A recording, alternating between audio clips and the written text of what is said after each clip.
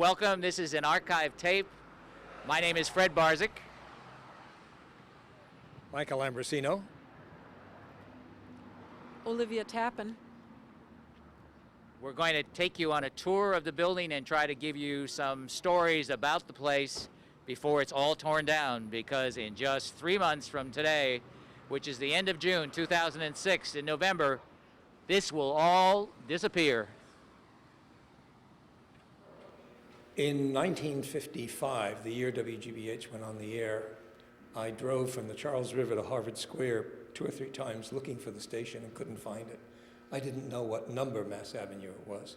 The reason I couldn't find it is because it was the top 2 floors of a regular commercial building. There were restaurants and a record store, Mrs. Schwann's record store, the Schwann of the Schwann catalog, a drugstore where Norbert Wiener used to come and hold court, and the top 2 floors were rented by WGBH, one half of it, and an electronics firm in the other half. And this was the plaque tied to one of the great Doric columns that said WGBH had been formed because several foundations actually gave all of their money to it and went out of business. The original building was an abandoned roller skating rink, and the floor was so uneven that we had to nail the damn thing down. Hello, come on in. This is the present-day Connors Conference Room at GBH 125 Western Avenue. And I'm going to tell you a memory or two about this place. It is currently used for meetings, large and small, presentations. But back in the 1964 and 1965, when I first started working here, this was the videotape library and traffic department, where tapes were shipped in and out, because back in those days, that's how tapes got from one station to another for broadcast. And in this room, there were rows and rows and rows of videotapes. And everything was a 2-inch videotape back then. Each tape weighed about 10 pounds, perhaps. Very heavy material. Friday afternoons, people used to stop in and they would share Cokes, occasionally a beer, I think, and talk about station gossip. Back behind this wall, where there's now a kitchen area, was a series of film editing rooms. Back in those days, there was more film going out on air than there was videotape. And at given times of day and evening, somebody would run out and say, oh, it must be time for a break, let's get some beers. So somebody would run out and grab some 6-packs of beer, and we'd bring them back in the editing rooms. And we'd all enjoy a beer or two while editing film. And then when the beers were done, back in those days, the ceiling was the kind where you could push up panels. So we would push up one of the panels and throw the beer cans up into the ceiling, up in the air cooling system. And when this room came under construction, somebody started taking down those ceiling panels and nearly got killed by falling beer cans. This Connors Conference Room is famous for many things, but at the end is a lovely oil painting of Ralph Lowell. One of the great shames is that he's often thought of as the money man, and he provided the extra money that made this place go, which is true. But he was also the fellow, whenever WGBH was thinking of doing something serious or dangerous, he was the one who said, go do it. And so provided the station with not only the financial wherewithal, but the backbone as well, so that we knew that the head of the Board of Trustees was behind the station, and this was not a problem to be dealt with. Well, I was on the crew in 1958-59, and Jack Hurley, who was then head of finance, would give me a cab slip. It cost $1. The cab would take me to Ralph Lowell's bank, Daddy Lowell, as we called him, and I would collect a little bundle.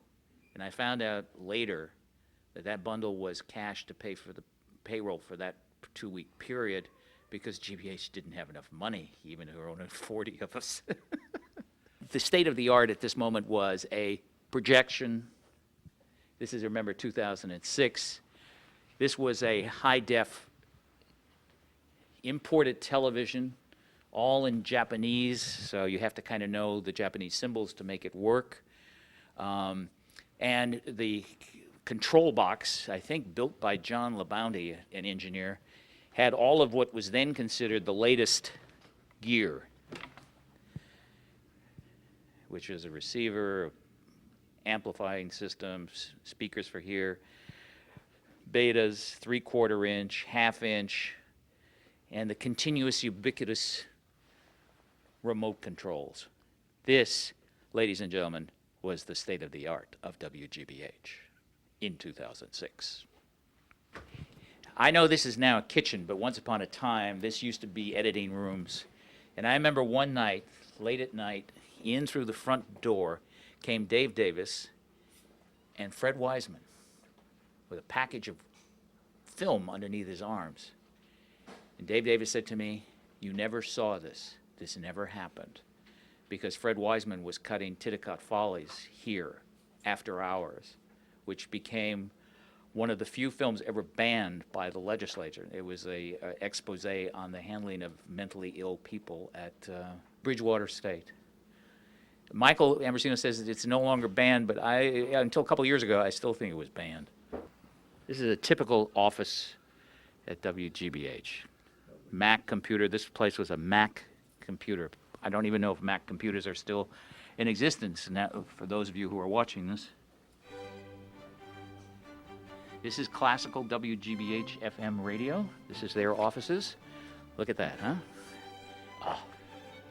I remember that Bill Cavness would send me down to Briggs and Briggs and Briggs. Briggs and Briggs. WGBH used to get records from Briggs and Briggs, open up the seal, use the records for open music or closed music, give them back to Briggs and Briggs, and they would sell them.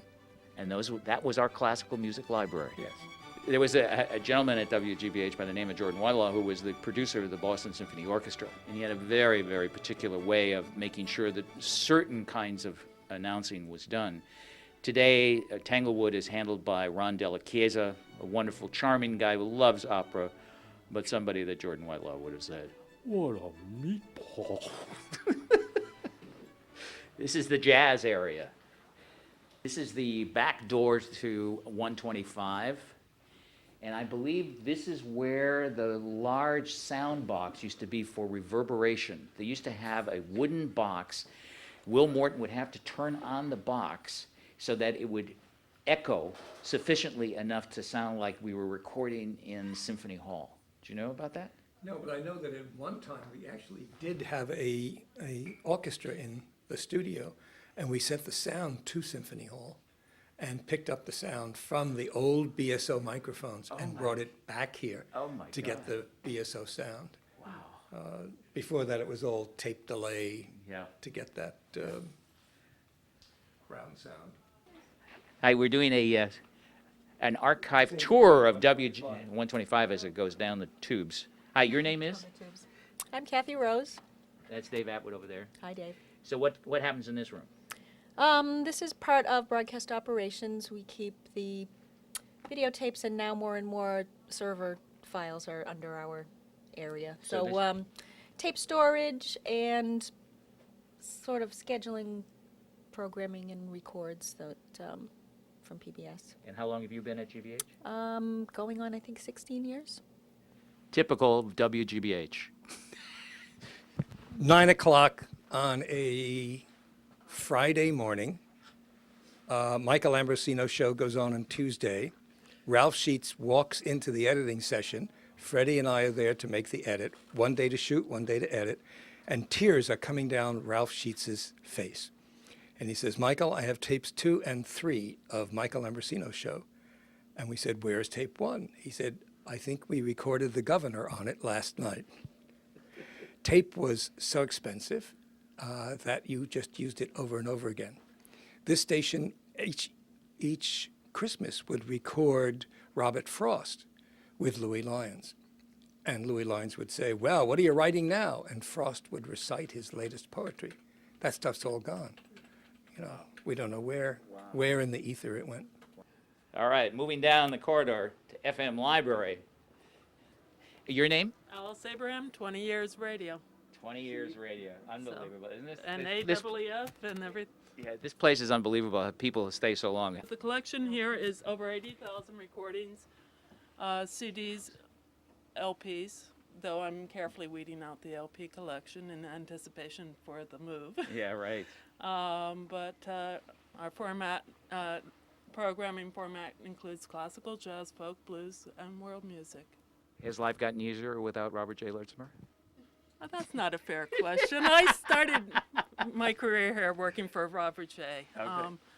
Charlie Smith was the percussionist of Boston Symphony, Boston Pops.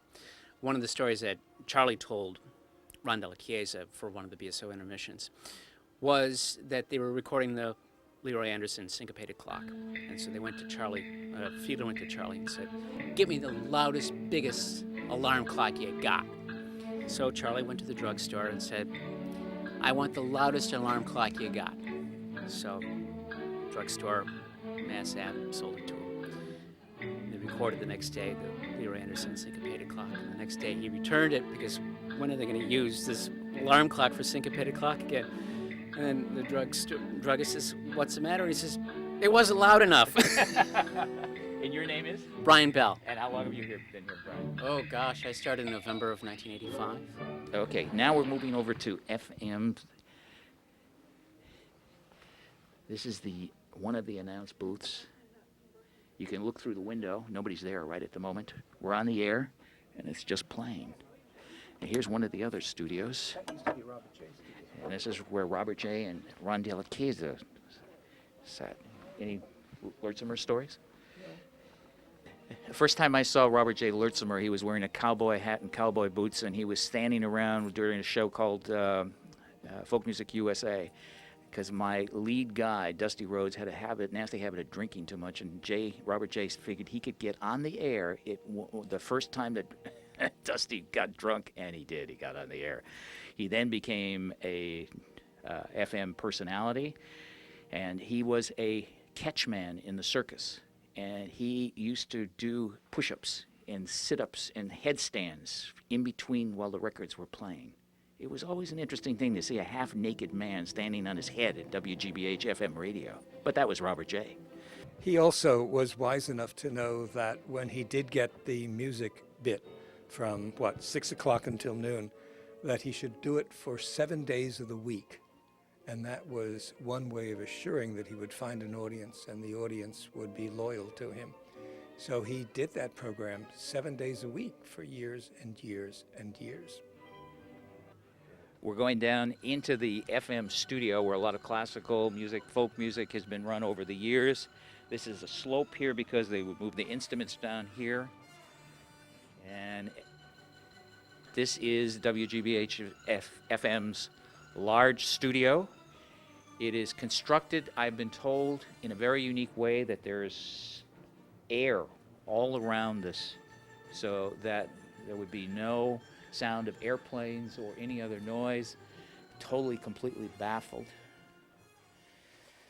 WGBH Workshop made a deal with a local producer by the name of Andrew Silver. He was going to do Kurt Vonnegut's short story called The Murderer. He hired James Wood, to be his lead actor, and he hired Minor White, one of the great still photographers of our time, to be his lighting person. 2 of the scenes were shot here with Minor White adjusting the lights. A very unique potential. Did it make any real difference? Not really. More often than not, when this studio is available at lunchtime, we would come here and have yoga class.